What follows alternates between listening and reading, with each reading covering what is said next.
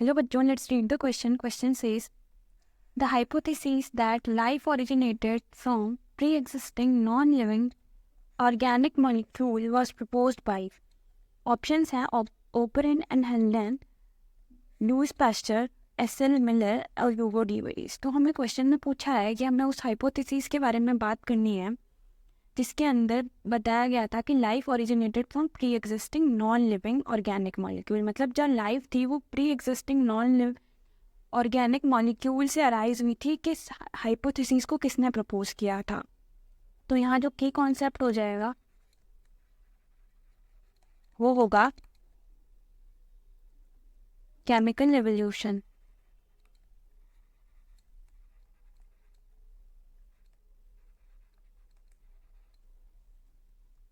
तो सबसे पहले हम बात करेंगे कि किसने दिया था। तो इसे दिया था ओपरेन एंड हेल्डन ने। अब हम बात करेंगे कि इन्होंने क्या बताया था।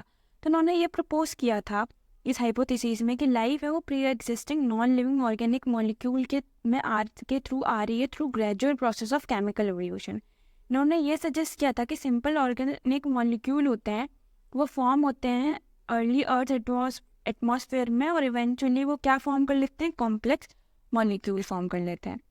तो ये हो जाएगा हमारा answer Oparin and Haldane. Louis Pasteur क्यों गलत होगा? क्योंकि लुईस पास्चर को किस लिए जाना जाता था? For disapproving spontaneous generation theory को।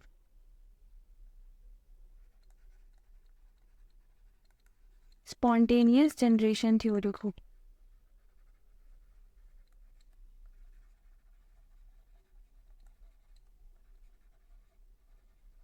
एस.एल. मिलर आंसर क्यों नहीं होगा? क्योंकि एस.एल. मिलर जो थे उन्होंने मिलर यूले एक्सपेरिमेंट परफॉर्म किया था जिसने सपोर्ट किया था ओपरेन और हेल्डन के मॉडल को। तो ये हो जाएगा हमारा गलत हो जाएगा क्योंकि इन्होंने सपोर्ट के लिए एक्सपेरिमेंट किया था।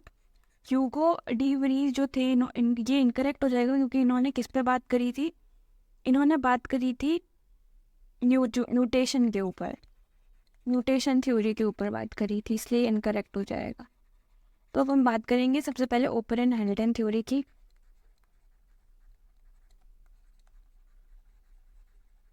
इन्होंने क्या बताया कि जो थ्योरी प्रपोज की इन्होंने उसमें था कि life originated from non living organic molecule.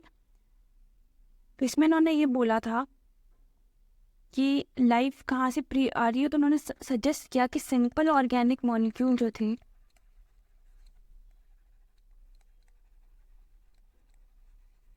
उसके साथ में क्या हुआ कि उन्होंने वो कब फॉर्म हुए, फॉर्म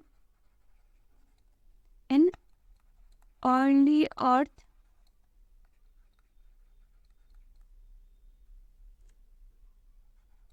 के एटमॉस्फेयर।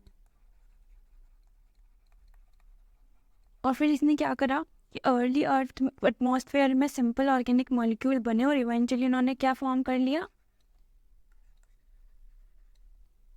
मोर कॉम्प्लेक्स मॉलिक्यूल।